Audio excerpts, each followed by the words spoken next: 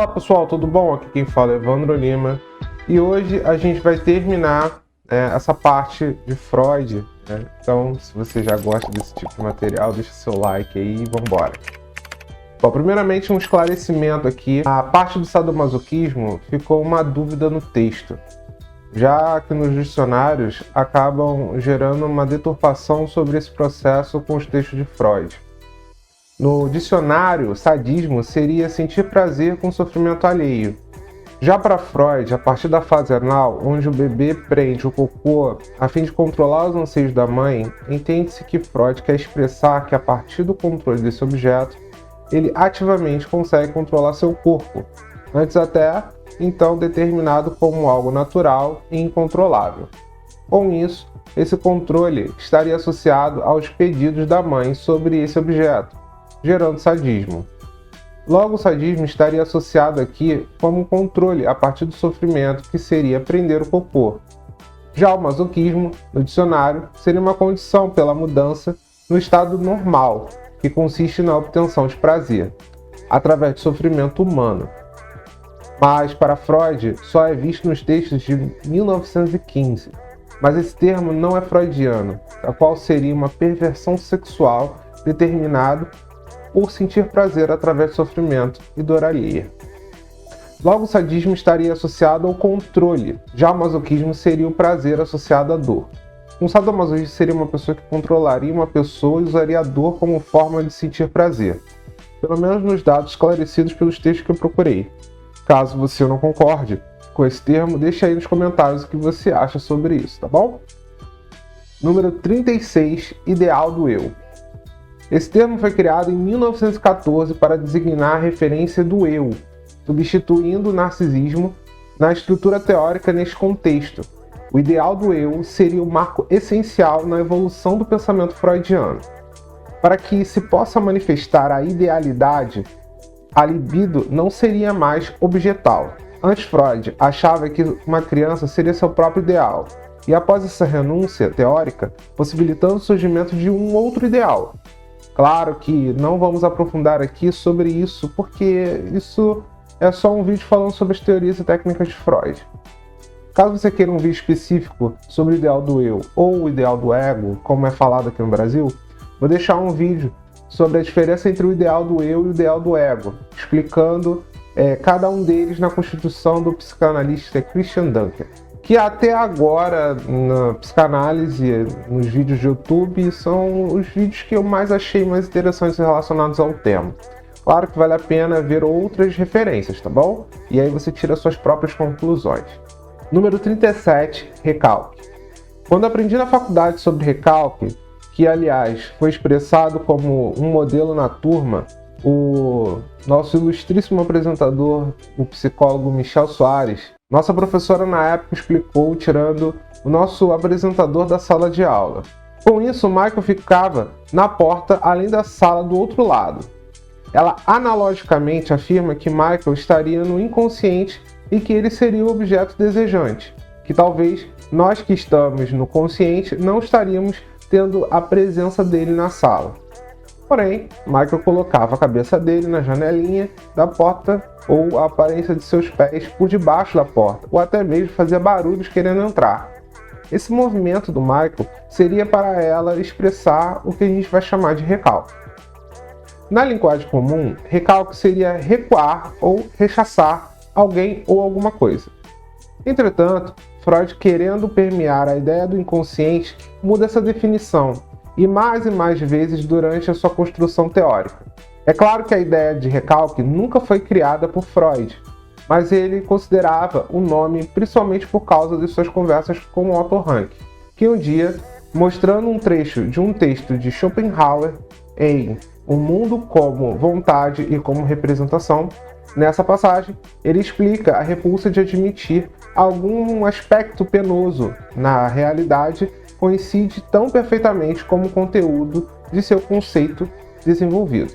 Freud acrescenta que a teoria do recalque é, no momento, o pilar sobre o qual repousa o edifício da psicanálise, ou, em outras palavras, seu elemento mais essencial, o qual por sua vez, é tão somente a expressão teórica de uma experiência que se pode repetir quantas vezes se queira, quando se empreende a análise de um neurótico. Sem o auxílio da hipnose, eu me ergueria muito violentamente contra quem pretendesse situar a teoria do recalque e da resistência entre os pressupostos da psicanálise, não entre os seus resultados.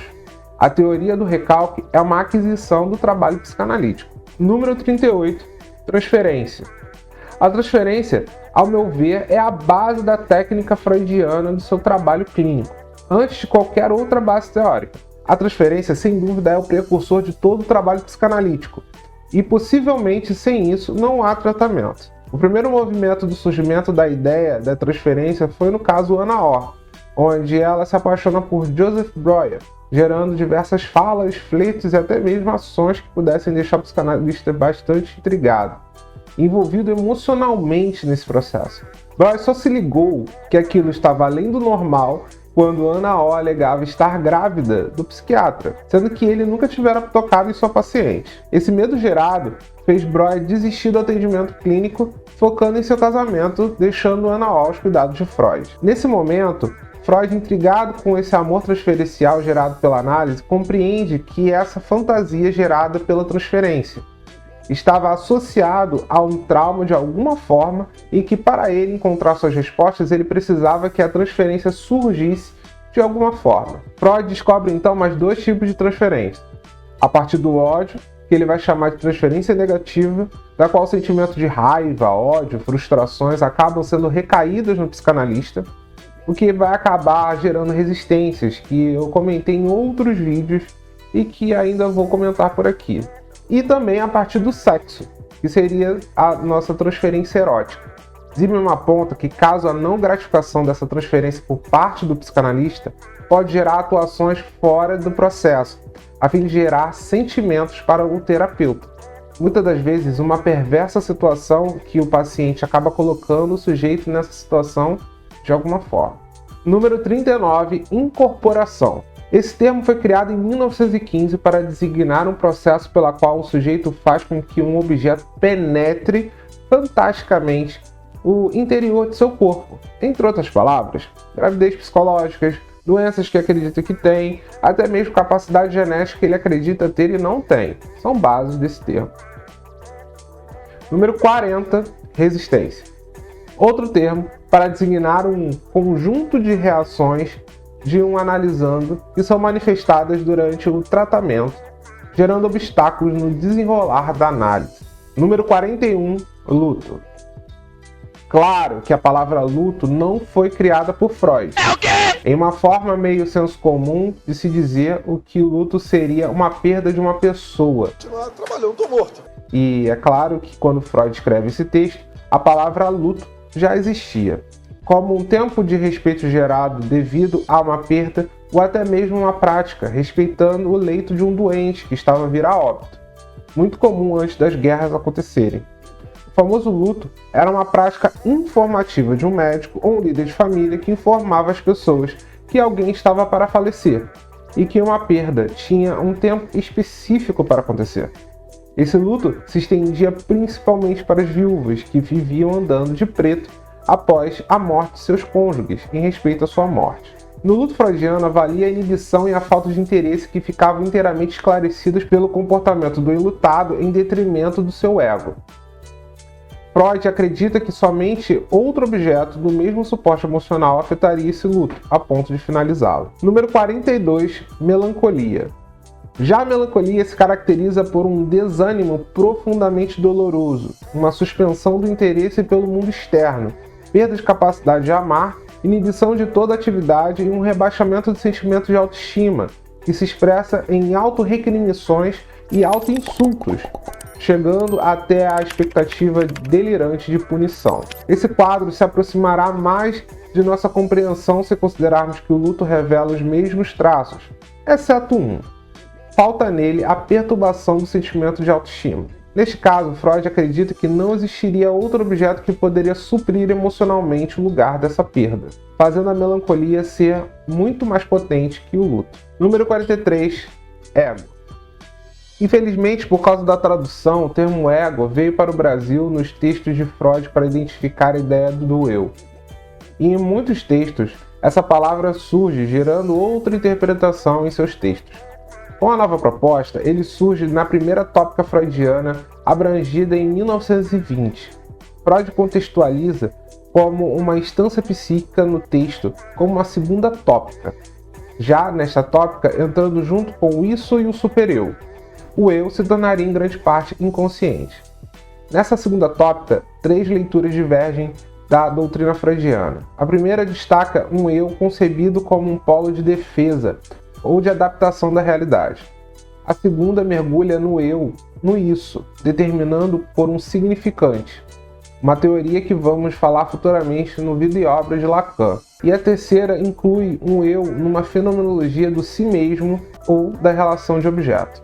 Número 44, compulsão à repetição. Em 1920, Freud cria o texto Mais Além do Princípio do Prazer. Freud relacionou desde muito cedo as ideias de compulsão. Ele surge no campo pulsional a fim de conservar o caráter desse sujeito, logo o ser eu. Na verdade, essa fala de Freud já existia em Cartas de Flies em 1874. Nesse caso, ele liga essa ideia à neurose obsessiva, com alguma dificuldade. Já em 1896, em Carta para o Mesmo, Freud definiu seu aparato psíquico e constatou a necessidade de explicar os geradores de prazer, o que dá origem às compulsões. Essa ideia para Freud é inexorável, logo é impossível de não acontecer, já que ela estaria ligada à ideia de neurose que foi explicada na parte 4 desta longa jornada de vida e obra de Freud. Número 45. Id, ou isso. Id, ou isso, é uma das 3 instâncias psíquicas geradas pela segunda tópica de Freud, também desenvolvido na ideia do princípio do prazer. O isso foi, na verdade, introduzido por George Godrec, que seria concebido por um conjunto de conteúdos de natureza pulsional e de ordem inconsciente. Permitia distinguir entre o consciente e as 2 modalidades de inconsciente ou inconsciente propriamente dito, cujos conteúdos só raramente ou nunca podiam ser transformados em pensamentos conscientes e ou pré-conscientes, feitos os pensamentos latentes passíveis de se tornar ou voltar a se tornar conscientes. Número 46. Renegação. Termo usado por Freud em 1923 para caracterizar mais um mecanismo de defesa pela qual o sujeito se recusa a reconhecer a realidade de uma forma, vamos dizer assim, uma percepção negativa. Mas o caso freudiano seria a recusa da ausência do falo da mulher. Esse termo tem diversas críticas a partir dos diversos colegas, principalmente Karen Horney, que vai criticar a obra do pai da psicanálise quanto à sua miscigenação em sua obra. Número 47. Superego ou supereu. A última instância da segunda tópica freudiana talvez é a mais importante para o desenvolvimento do sujeito perante a sociedade. O superego ou supereu vai mergulhar as suas raízes nas funções de juiz e, por conta disso, o supereu seria a nossa fonte de castração. Lembra do episódio de Tom e Jerry que o Tom tem um anjinho, um diabinho? Então, neste caso, o diabinho seria o isso e o supereu seria o anjinho. Algumas pessoas seriam o contrário, mas tudo bem. Esse supereu vai ser execrado em sua teoria a partir do nosso famoso complexo freudiano. Número 48. Denegação.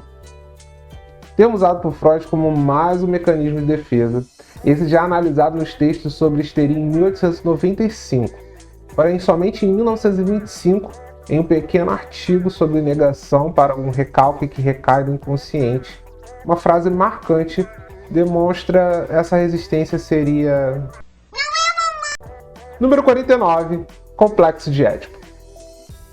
O complexo mais importante da nossa formação psicológica. O famoso complexo de Édipo tem a decorrência em muitos momentos da história do teórico. Entretanto, foi em 1927 que sua teoria teve sua base coerente. Essa teoria vai ser analisada pela história de Édipo Rei. Antes de nascer, seu pai vai até o oráculo de Delfos saber sobre o futuro do seu futuro rei. E ele descobre que seu filho iria lhe matar. Com medo da profecia e com pena de matar a criança, ele dá o seu filho para o seu amigo distante, um rei de outra região. Édipo cresce e, com a maioridade, acaba saindo da cidade em busca de aventura. Em sua viagem, ele acaba encontrando uma caravana e confundiram ele como bandidos. Não podendo fazer muita coisa, Édipo acaba lutando e matando os homens, inclusive o dono da caravana. Chegando na sua cidade natal, a cidade estava sitiada por causa de uma maldição, um monstro chamado Esfinge, que se encontrava lá. Vou deixar aqui um vídeo sobre essa história. Édipo vence a Esfinge e, em troca, acaba se tornando o rei daquela cidade, e acaba se apaixonando pela antiga rainha do lugar e tem filhos com ela. Entretanto, Édipo descobre futuramente que a mulher que ele casou e teve filhos seria sua mãe. Ah, é um babado foda. E o homem, o dono da caravana, que era seu pai, que estava indo para a cidade de seu amigo, pai que criou Édipo para vencer a Esfinge. Édipo literalmente teve sua mãe em seus braços, e por isso Freud acaba usando essa história para explicar o famoso complexo. Se não tem que mandar matar uma desgraça dessa. O seu complexo seria a criança desejar sua mãe para si mesmo, e para isso enfrentaria a presença do pai, e somente o impede castrando-o, com um não. Esse não vai ser um suporte neurótico neste sujeito, que entende que o objeto mãe nunca será dele. Logo ele vai procurar outra mulher para suprir esse desejo perverso, provavelmente alguém parecido com a sua própria mãe. Essa teoria não tem como base a mulher. Isso é muito questionado futuramente por Karen Horney. Número 50. Sentimento oceânico. Talvez a última teoria de Freud aqui. O livro Mal-Estar na Civilização talvez seja o livro mais essencial de Freud. Para aqueles que não gostam que eu chamo Freud de existencialista, eu explico. O sentimento oceânico seria a forma primária da necessidade do religioso em todos os homens. Esse pensamento é muito retratado em Soren Kierkegaard. Esse sentimento oceânico seria a plenitude, decorrido após a separação do seu elo objetal, a mãe. Mesmo Freud nunca sendo religioso de fato, sua análise e crítica a essa sensação religiosa vai ser abraçada por ele neste que para mim é um dos mais complexos livros de Freud, desde a interpretação dos sonhos, da qual Freud vai analisar, criticar e buscar por esse sentimento oceânico, além de compreender que nossa busca não deve ser somente por prazer. Enfim, gente, acabamos aí mais um vídeo sobre Freud. Esse é o último vídeo que a gente vai falar sobre o velhinho pai da psicanálise. Agradeço imensamente pelos comentários, agradeço imensamente pelo trabalho. Esse último vídeo foi feito por mim, né? Porque o Marco tá muito cansado de fazer todos os vídeos. Mas a gente agora tá com um novo editor aí.